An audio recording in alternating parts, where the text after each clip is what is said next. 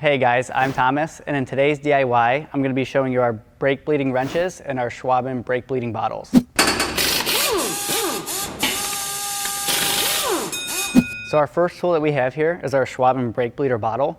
This comes with a hanger that allows you to hang it anywhere on the car while you're bleeding the brake system, and then also the nipple on the end that allows you to put it onto the actual brake bleeding nipple, and then does not let any air back into the system while you're bleeding it. And then second, we have our Schwaben brake bleeder wrench. This comes in multiple different sizes for different cars. It's angled to give you better access to the actual brake bleeding nipple to allow you to break it loose easier. But let me actually go show you how they're used on the car. We have our 11mm Schwaben brake bleeding wrench here. We're going to use that on our Mark IV behind me. And we also have our Schwaben brake bleeder catch bottle. So this is amazing. This allows you to bleed the brakes and put all the fluid into one container without letting air back into the system. It goes together just like so. So it has this little clip that allows it to hang anywhere on the car. You can locate this wherever you want. And then the cap just screws right on. And then you can go ahead and just hang this right on top of the car, wherever you want.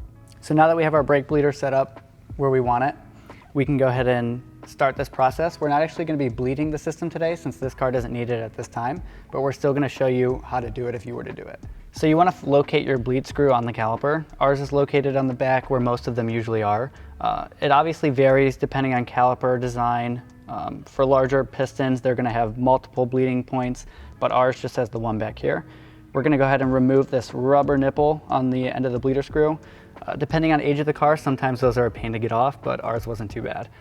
And then we're going to take our bleeding wrench, put that on, and then put the bottle on as well. You want to make sure to put the wrench on beforehand or you're not going to be able to get it over the actual cap for the bleeder screw. And then you just go ahead and crack this loose and start bleeding the system. So this is how everything looks when it's all set up. You can go ahead and repeat this process for every corner of the car. Obviously for cars, when you're bleeding the brakes, you start from the furthest caliper to the brake booster to the closest. All of these are going to be linked in the description below, and while you're down there, go ahead and hit that subscribe button and follow for more enthusiast content.